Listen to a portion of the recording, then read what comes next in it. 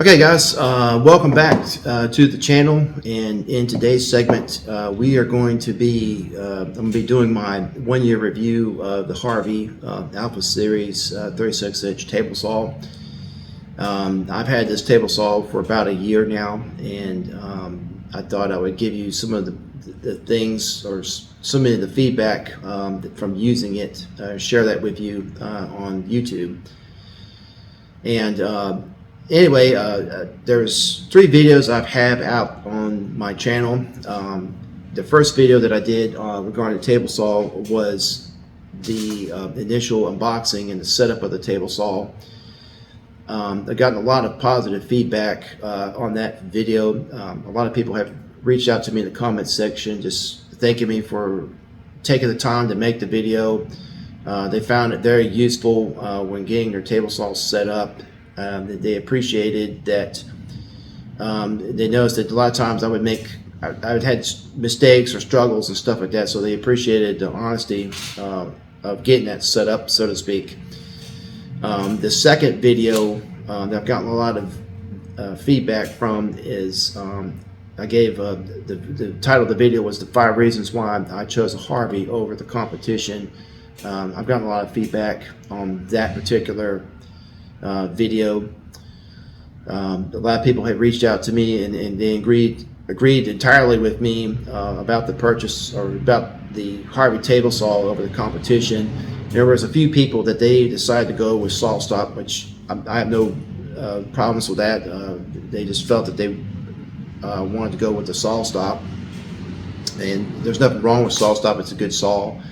I just felt that this one just had some features on it that to me made it stand apart, or just a little bit better for my particular workshop needs.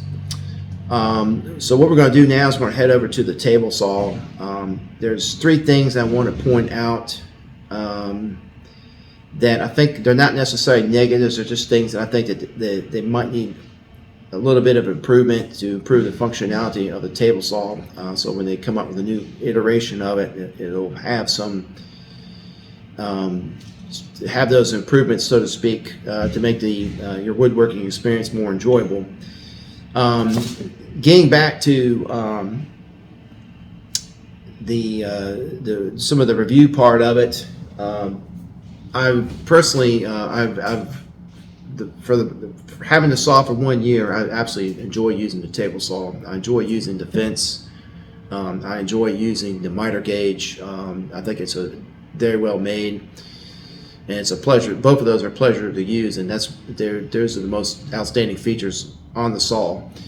I've had no issues with the motor or any of the adjustments, like the bevel adjustment or the height adjustment. I can't really say anything about the dust collection. That was another thing that was brought up in the comments, that a lot of people felt that the SawStop with the overarm dust collection was a little bit better. Some people had said that the overarm dust collection on the Harvey was kind of lagging, so to speak. I can't give any feedback on that, so to speak, because my dust collector it stopped working. And so I just had to basically just kind of use like a shop vacuum on as best as I can to the rear port of the saw. And so it gets up some dust, but it also, I have a lot of dust on. When we go over to the table saw, you'll see they have a lot of dust on the top of the saw, so to speak. But anyway, like I said, I've enjoyed the saw. I've had it for a year. I absolutely enjoy using it. I think it's a pleasure to use. I think it's a very good buy. If you're seriously in the market for a new table saw, I would consider giving them a second look, so to speak. But anyway, let's head over to the table saw, and I'm going to show you the 3 things I was mentioning, talking about. Okay, guys. This is the first thing. We're over at the table saw now, and this is just one of the first things that I think that might need a little bit more, could use a little bit of improvement, so to speak. The fence with this aluminum extrusion, the extrusion slides in and out, and I'm going to move it forward. As you can see here, move the camera around and zoom in. And what you have here is kind of like a miter bar, so to speak, that fits into the slot of the extruded aluminum, and that's what supports the weight of the fence. And someone else has pointed this out too. And I'm not the first one, but one thing is though is that I think for the future iterations, what they need to do is just kind of make that aluminum bar go a little bit further out and have the second knob here a little bit further out, so that when you tighten it down, it'll keep the fence off of the top of the table. Because as you can see here, right now the fence, as I move it back or forth, it's dragging on the top of the table.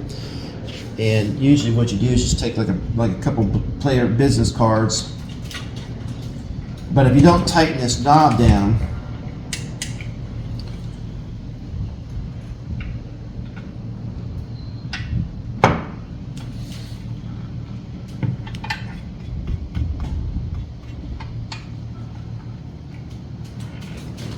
anyway, excuse me. If you don't tighten that knob down super tight, it will the front of the fence, because it's not supported. It's only supported by that little bar right there. It'll start to droop down, and then it starts to make a dragging sound across the table saw. So that's just one thing. I think that for the future iterations, what I would do is, if it's possible, just maybe extend the miter bar out a little bit with the knurled knob, and that way it gives it a little bit extra support and keeps it from drooping.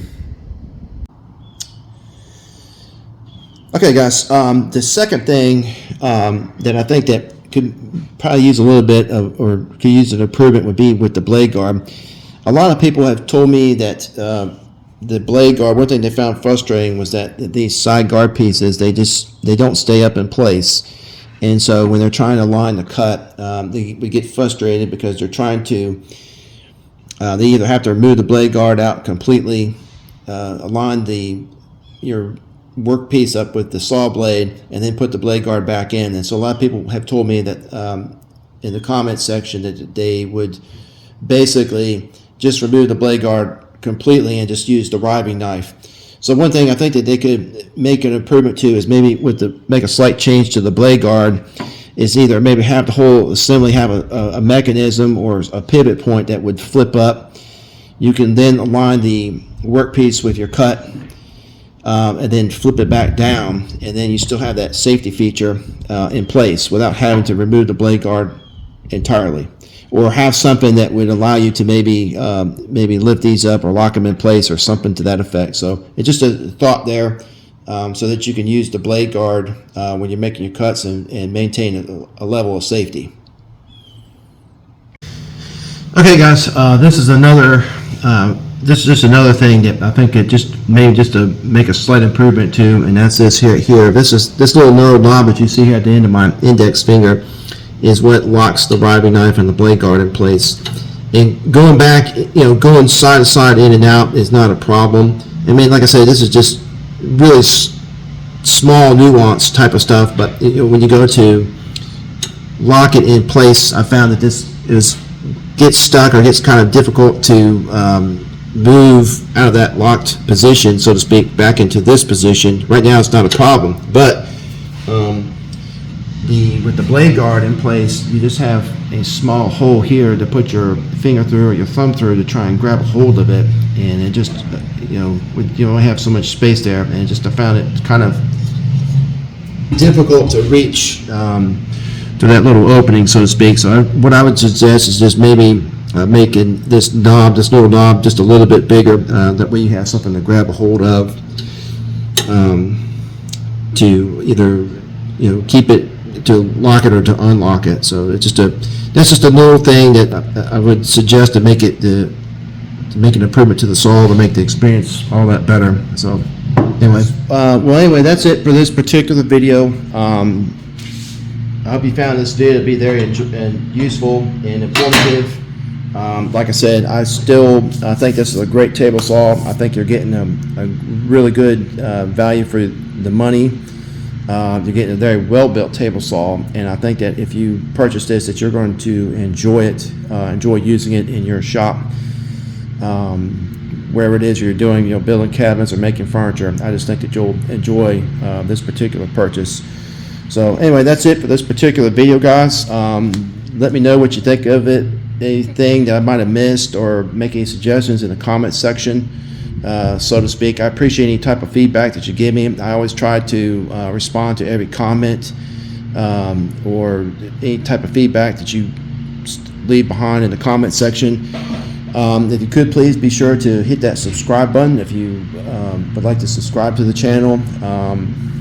I've got a couple really exciting videos I'm in the process of working on. That's kind of the reason why I've not been putting out any content recently. I just put a video out like a couple days ago, and that was in regards to the Shopsmith. I just had a lot of projects lately that I'm trying to get through, and that's the kind of reason why I've not had a chance to put any new content out onto YouTube. But anyway, if you get a chance, do me a favor, hit that subscribe button, and I will see you on the next video.